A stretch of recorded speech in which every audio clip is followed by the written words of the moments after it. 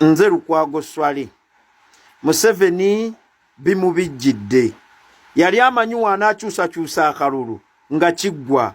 His Excellency Bobi Wine abaddeko ku Home of American Democracy gye bayita Capitol Hill. Capitol Hill kyeki era kitegeeza ki? His Excellency Robert Kyagulanyi Ssentamu Bobi Wine okugendayo. Museveni weekaabireko. It's uncommon. International figure nga His Excellency Robert Kyagulanyi ogenda ku Capitol Hill. Katusooke tugyetooloolemuko tulabe etegeeza ki. Okay? His Excellency Bobi Wine's advocacy. Okay? Okwogerera enkyukakyuka. Okay? Mu Uganda n'ensi yonna ye kakuyege omuwanvu ku demokrasi, eddembe ly'obuntu n'okukomya enfuga eya nnakyemalira mu Uganda. Okay? His Excellency Bobi Wine nga omukulembeze wa People Power Movement ne National Unity Platform. Okay? Party ali kunoonya nkyukakyuka mu mirembe oluvannyuma lw'akayiringu terrorist Museveni okumala emyaka 4 mbuyinza ng'atwesibyeko. Waliwo kowa issues His Excellency Bobi Wine ne bannayuganda ze bachampioninga for free and fair elections. Okay? Where the president has repeatedly run and made it clear that the 2021 and the 2026 polls were rigged. Okay? Release of political prisoners and an end to abductions, torture, and military repression.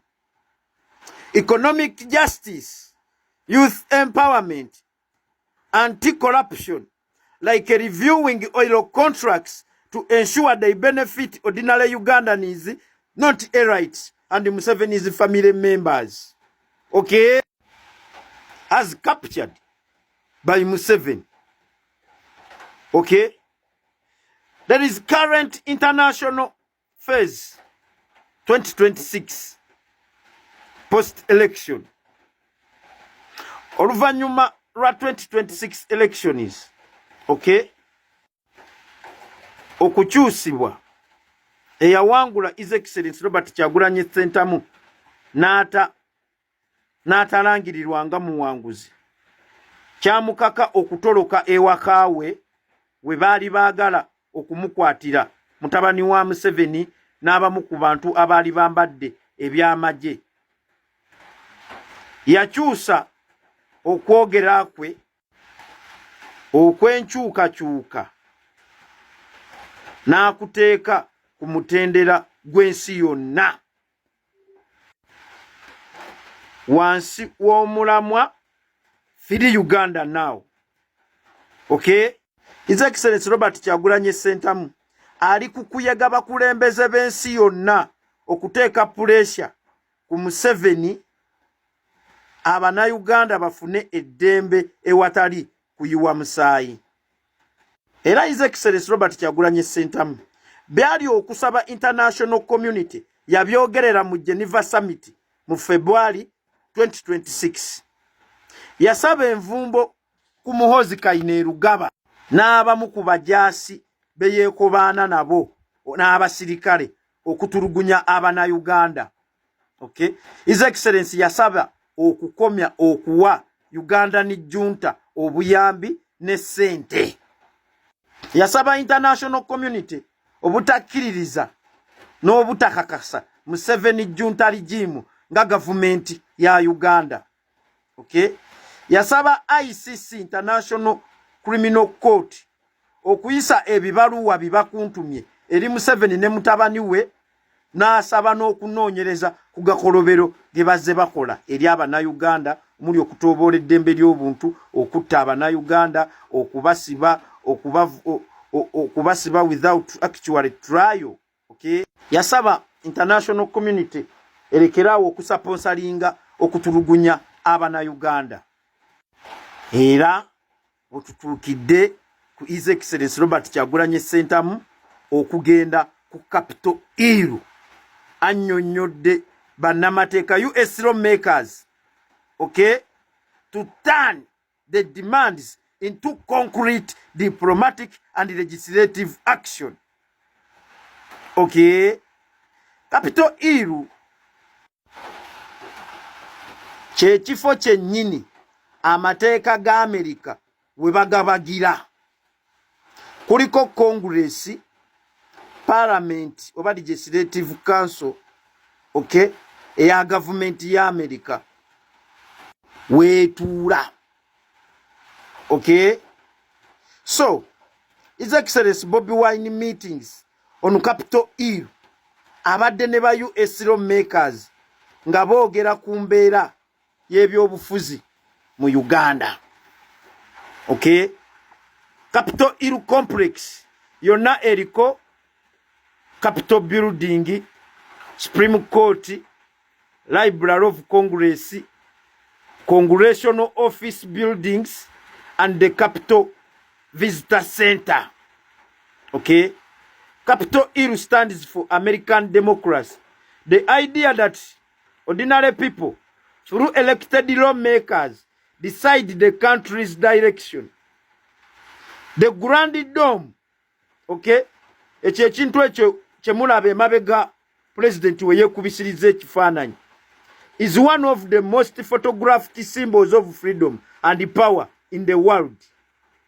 Omuntu wa kugamba nti ngenze ku Capitol Hill, ekyo kiba kikwata ku buyinza, kola mateeka na ntabiro ya byabufuzi bya America. Yensonga lwaki international figure nga His Excellency Robert Kyagulanyi Ssentamu Bobi Wine yagenzeeyo okusisinkana bannamateeka okubasaba obuwagizi basobole okukwasizaako mu lutabaalo lwe olw'okuggyako nakyemalira Uganda. Capitol Hill si kasozi busozi, okay, ge maka ga democracy mu America.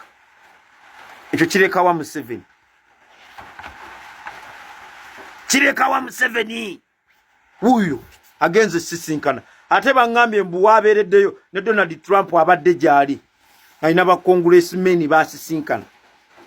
Si kasozi busozi Capitol Hill ge maka ga democracy mu Uganda, mu America.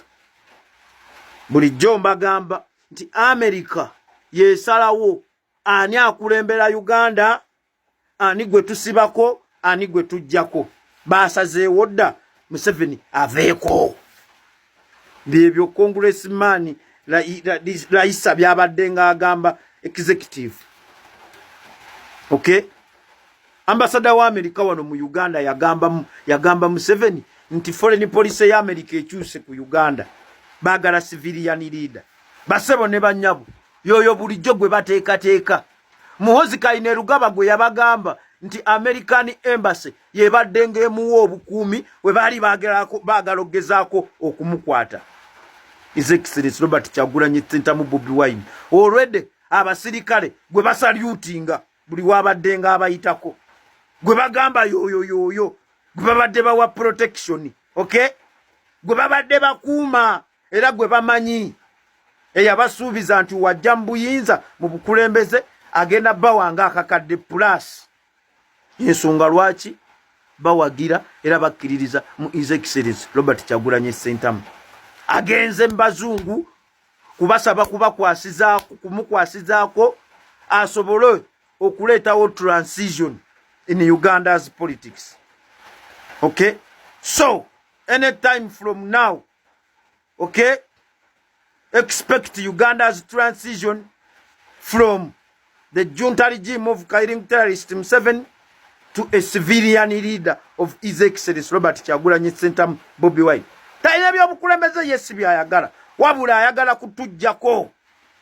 Ono musajja abadde yeefudde ekizibu nga compromisinze ba elite si bonna bamutwasoma nga bazinira ku ntolize nga bagezaako okwagala okumubuka nga boolanya bakayiira nga abanyiga. Okay, takkiririza mu dialogue, structured dialogue, compromise, deception, elimination, intimidation. Okay, so His Excellency Kyagulanyi Ssentamu yategedde constituency ya international community tijabadde akozesa otusibako weebale nnyo mukama